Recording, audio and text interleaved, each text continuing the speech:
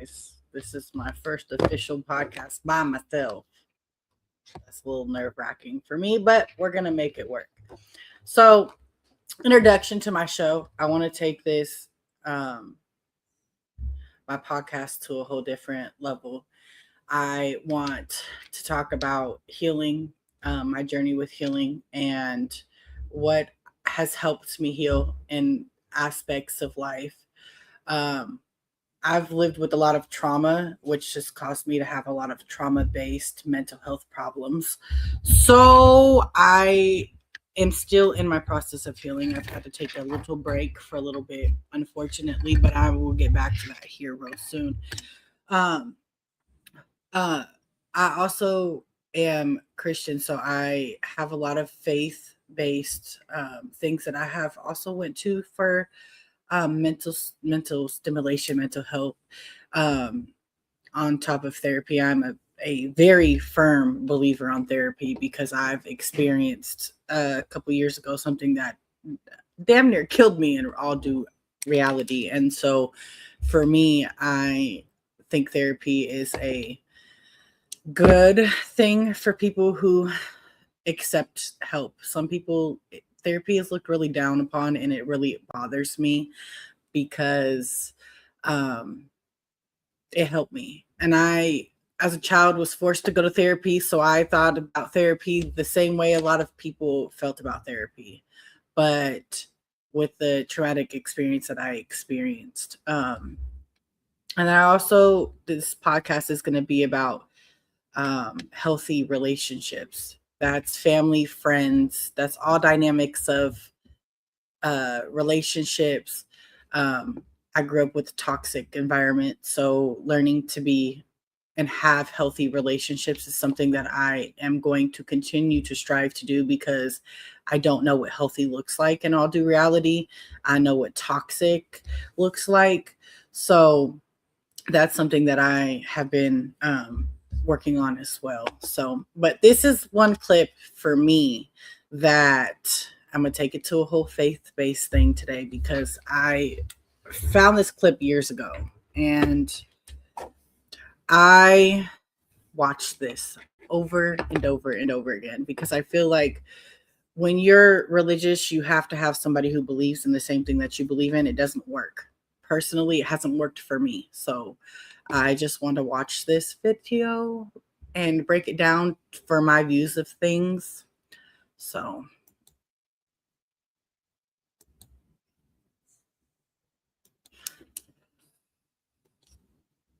let me try to find the right one. I'm going to use this one, actually. No, I'm not. I'm going to use this one. I didn't watch this enough. I should know how to use this thing by now, and I don't. So, come on, man. Happiness is being the right person. If you find the right person and you are not the right person, what do you think you're going to do to that poor right person? Now, I'm not suggesting, please, I'm not suggesting that if you're not married or something like that, it's because you're not ready yet. Because all we have to do to disprove that stupid theory is to look at some of the people who are married. So married doesn't equal ready, okay? I don't think you're ever truly ready to be married or have children. I think that that's an experience you have to go through to understand that what that's for and what that looks like for you. I think everybody is different. So, hello. Let me add the comments. I can't. Oh, they're on there already. What? It was already on there.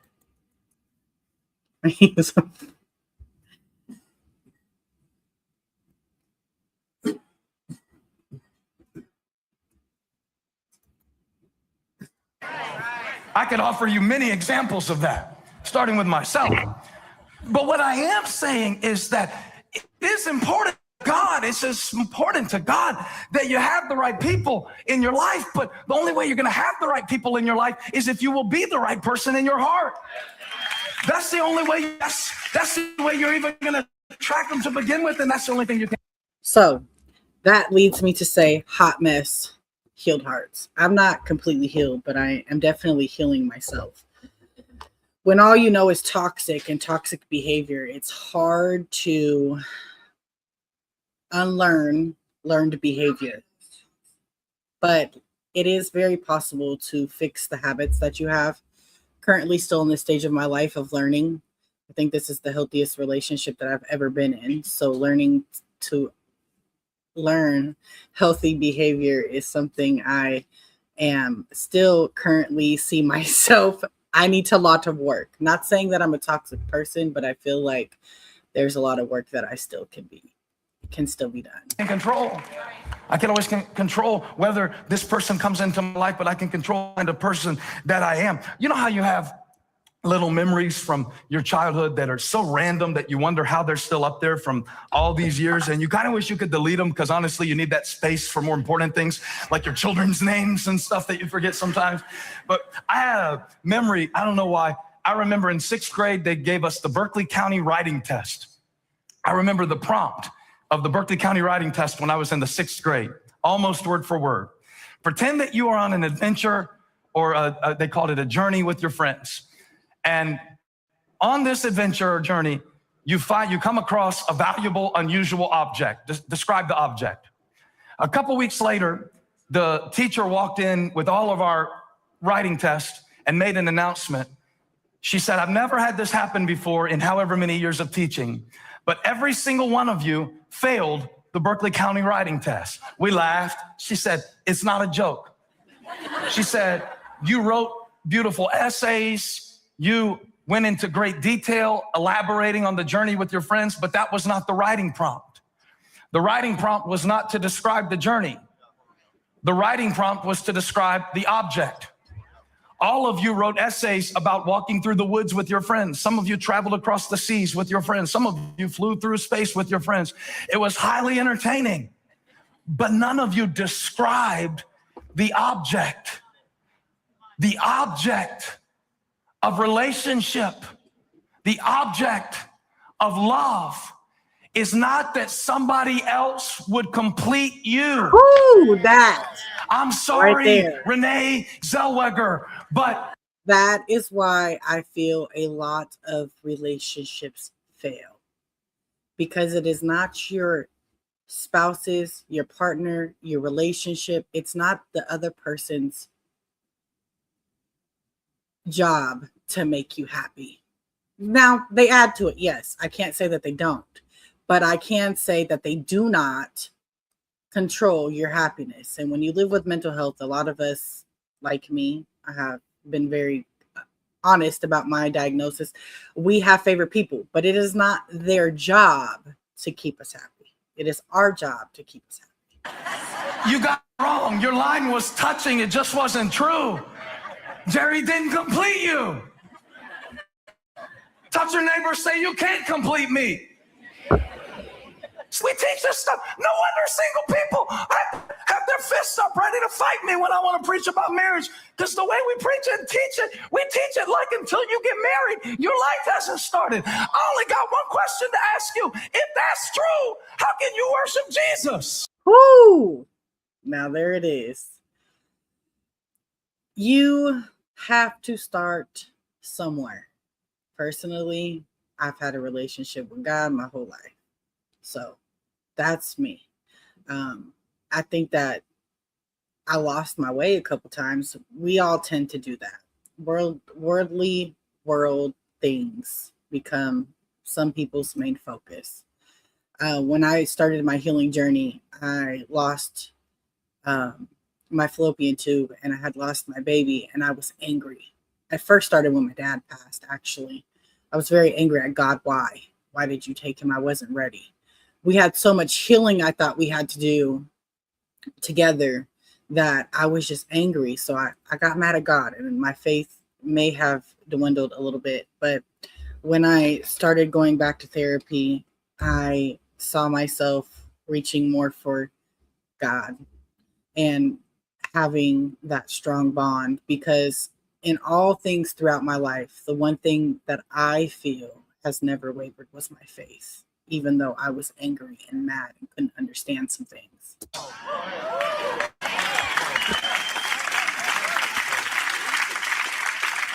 We worship a guy who stayed single till they killed him.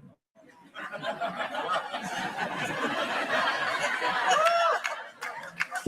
not saying you have to stay single and be like Jesus. I'm a hypocrite to say that. But I'm saying if Paul would have waited to fulfill his purpose until he had somebody to complete him, we wouldn't have 23% of the Testament.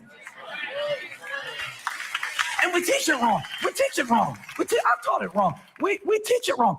In the book of Genesis, God's describing marriage. He's talking about Adam and Eve, and he says that, the man shall leave his father and mother and go be with his wife. And it says that the two will become one.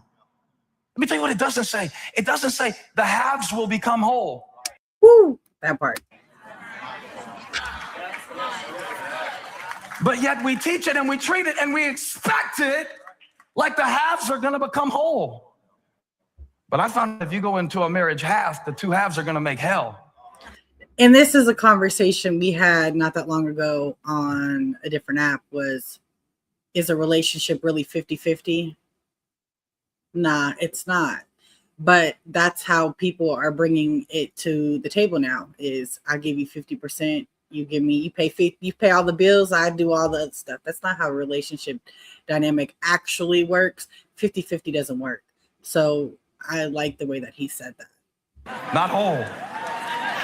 Let me show you what the devil wants to do in your relationship, because God said that the two shall become one. This is exactly what the enemy wants.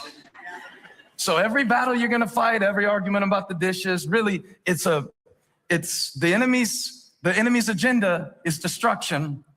And so his strategy is division. Because that's the only thing he can do is divide and conquer. If you have two people, that have lives, they've lived life, things are easier to come in and destroy. And the enemy, I don't know if you believe in the devil or not, but the enemy, Stephanie's not going to be happy until he sees you like this. And what I just showed you, the Bible says that marriage is even a picture of Christ and the church. So what he wants to do to them, he wants to do to this whole church. Separate. Because it's easier to do that. The devil comes to steal, kill, and destroy. So, let's not forget that. And what he wants to do to them, he wants to do to you and your teenager, what he wants to do to them.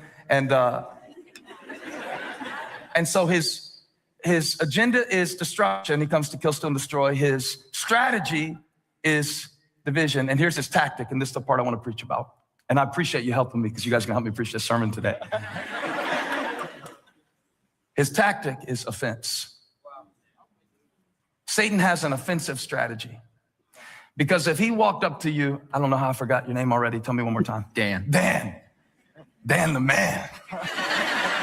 Come on, it's Dan the man, everybody. And if the devil were not subtle, Dan wouldn't stand for his schemes. But the enemy is very strategic.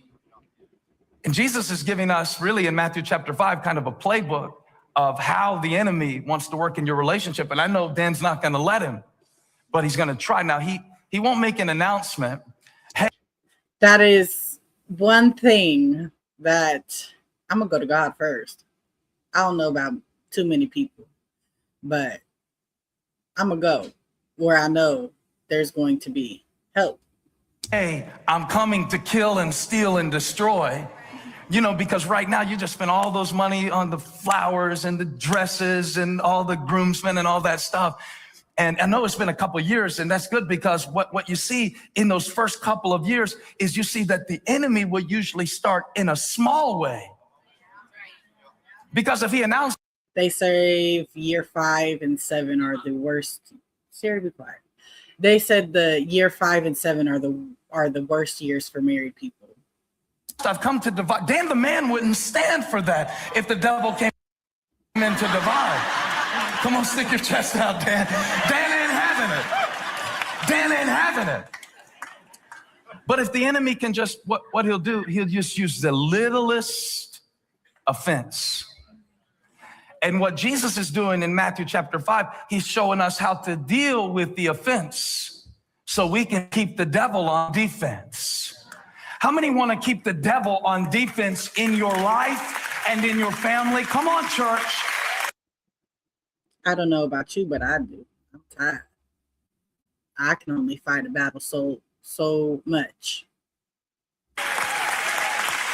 So, you guys, if you sit back down, I'll bring you back in a minute, but I don't want you to have to stay up the whole time. But just stay ready, okay? All right, we're going to come back. I'm going to fast forward to the part that I really want to talk about, but that was very deep for me. I think that we always forget that we are not fighting the person we are with. We are fighting the problem. And I think that is our biggest issue when it comes to relationships. Our partner is not supposed to be a problem. We all, like I said, have issues. We've all experienced life. We've all had traumas and whatever. And you're so concerned about the little speck in my eye. Meanwhile, you're walking around your big old plank, just whacking them on the head, just causing distraction, division, and all this stuff. And it's the contrast between the small things and the big things. And there are times that a big offense, there's not a week that goes by. Holly, would you agree that somebody doesn't call me for counsel that's going through a marriage situation like a divorce, a separation? Buck, is this true? It's not a week that goes by in another pastor, maybe a situation in the church. And I get to talking to them about what happened. And if you can go back far enough, you find that every plank is made up of a lot of specks.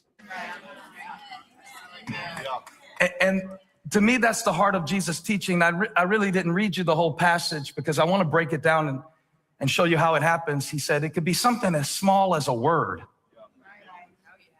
Now, write this down. The closer the relationship, the greater the opportunity. When you're stronger together, the enemy comes to kill, steal, and destroy. So, of course, that's going to be when you're doing good things and you guys work great together, the enemy comes even harder. And that goes both ways. The closer the relationship, the greater the opportunity for intimacy. However, the closer the relationship, the greater the opportunity for offense. That's why nobody can make you really mad like somebody that you really love. Really. Nobody can hurt you like somebody that you've given your heart to.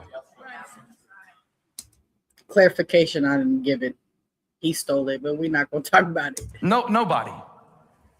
And I've asked the question a lot of times of people, and really in my own mind, I've seen people that were so loyal to each other. And if you would have asked me 10 years ago, who is most likely to ever have kind of an enemy relationship, or who's most likely to be a divorce, or who's most likely to not be speaking to each other.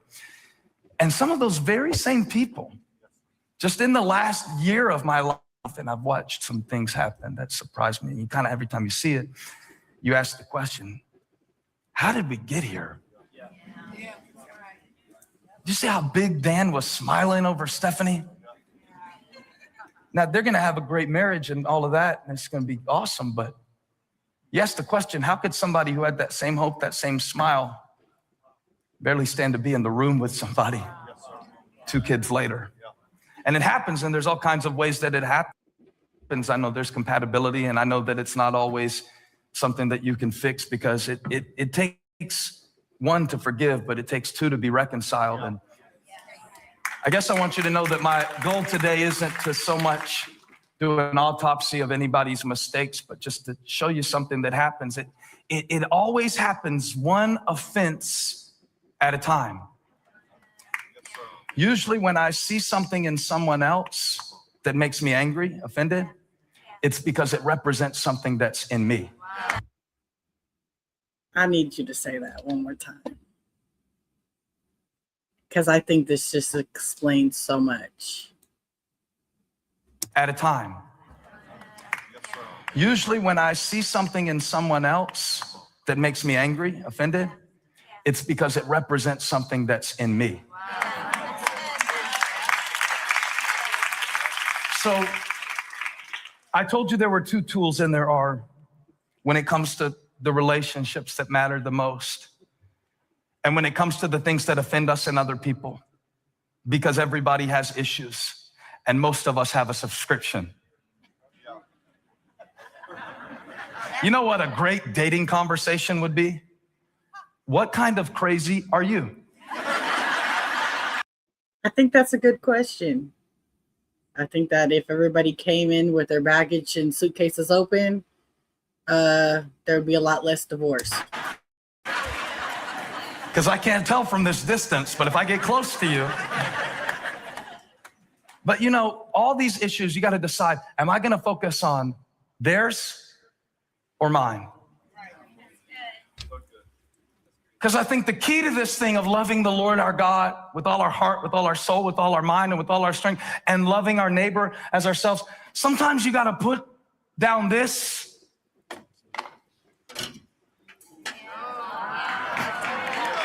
and pick up this and just ask God, so Lord, what is it that you're trying to teach me? Or what is it that I can change? Because I tried changing Charlie and Charlie won't change. You got to work on yourself. You cannot change other people. You cannot fix other people. Listen, I've tried a lot in my life to help and fix other people, but you cannot help or fix anybody who does not see a problem with their behavior. So here I am, Lord. And in the words of the King of Pop, if you want to make the world a better place, where are you going to start? Sometimes you've got to start with your own self. And God says, you can't even help the people that you love when you're infected with the very issue that you're trying to solve. So it's love the Lord your God. That's one half. But it's also love your neighbor as yourself. That's the other half. You can't have this half right and not have this half right. You can't treat people like garbage and worship God until you have received his love freely. God has given us another way to deal with offense. I think this is the best way. This is the part that I really wanted to get into quickly, because I think that this is what people who are in relationships forget. If only we could find an example. Somebody who had every right to be offended. Of somebody who had every right to hold it against us. Of somebody who had every right to stand at a distance, but opened his arms and said,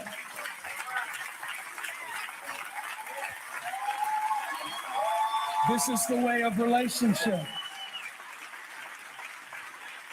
And the Lord gave me a real specific word for somebody who needs reconciliation in your relationship.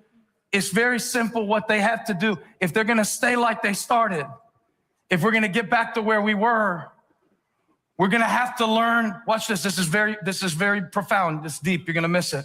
This is what you're going to have to learn. You got to learn to drop it. And let it go. Have the conversation. And this is something that I still need to work on myself, and let it go. You don't hold on to that. You have to let it go. You got to learn to drop it. And I don't mean suppress it. I don't mean you don't deal with things after they happen. But after you've had the conversation, Dan, I like pancakes on my birthday, then drop it. Touch somebody, say drop it. I mean the moment the offense, because you can't always control what's handed to you, but you can control what you do with it. So what are you going to do with the offense? Come on, Dan. You can't choose anybody else's actions. The enemy wants you to drive it down deep. You know, he wants you to think about it and miss all the reasons that the person has worked their way into your life, and miss all the things they've done for you. And he wants to drive it. But God says, drop it. I believe that there are some things that we need to drop tonight. In fact, Jesus said, this is so important, that if you are in church at the altar offering a gift and a sacrifice, but the primary relationships in your life are dysfunctional and need reconciliation, you can't even properly connect with God unless you drop it. Do it again, Dan. Drop it. Every time they do it, I want you to reinforce it. 1, 2, 3, drop it. What are you going to do when they when they don't acknowledge you, when they don't notice you, what are you going to do?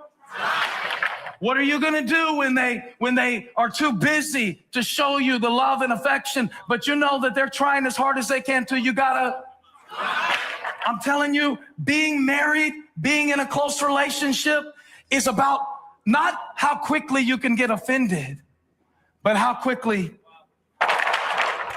you can get over it. Hey, thanks for stopping.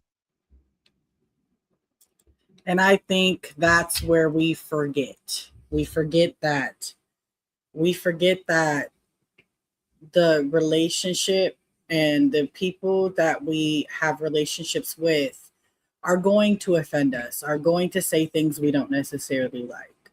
But we have to learn to deal with the problem. I know that I sometimes say things that my partner doesn't like, and it comes to have the conversation and let it go. I have a really hard time with letting things go, and it's something that I have been working on for a while now.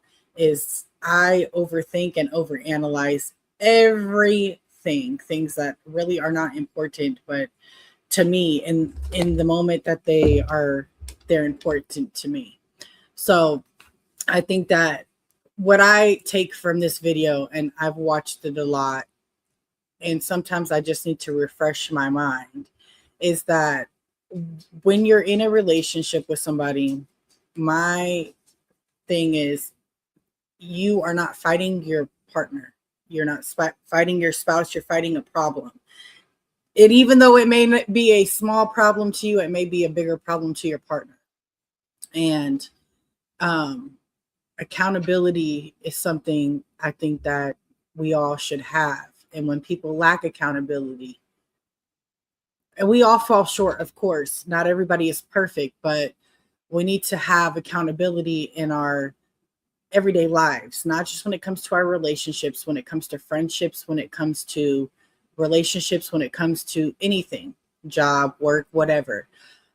Being accountable for your actions. I also have noticed something for myself personally in my everyday life is not everybody's going to go with you into the next stage of your life. And that is hard for a lot of people, but we have to understand where we're going. They may not be able to come, and it may not make sense to us why friends, family, whatever the case may be, they're not coming with you in the next chapter of your life. And it can be hurtful and it can be painful. But with that being said, everything, you remember, your life is already written. So everything that is going to happen is going to happen. I also know that people come and go. I've also learned that, and this is in a friendship, sometimes where people are at in their lives aren't necessarily where you're at. And that is okay. It is okay to let go of people. If they come back, then hey, that's great. But if they don't, they don't. We all just have to remember, in every relationship in our life,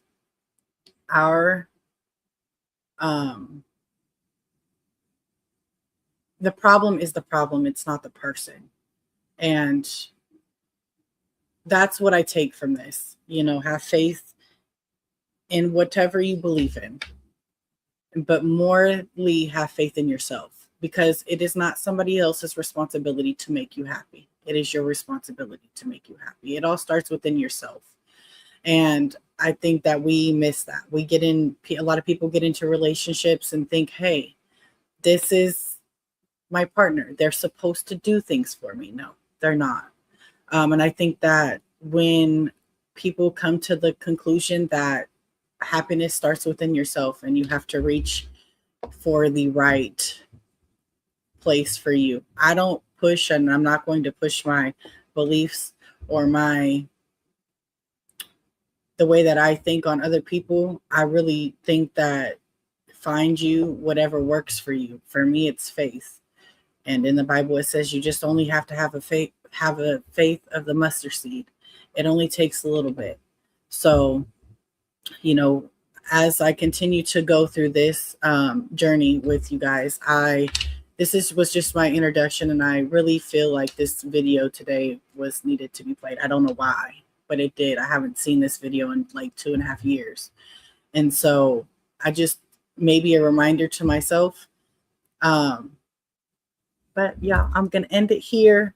I'll be back probably next week, and we'll have more conversations about what my healing journey looked like. I didn't want to go too deep for my first episode. I think next week will be a little bit more deeper, but we will end it there. Y'all have a good day.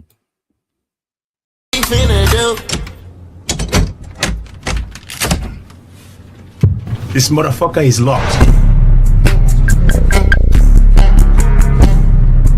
Talking, I'm in love, baby.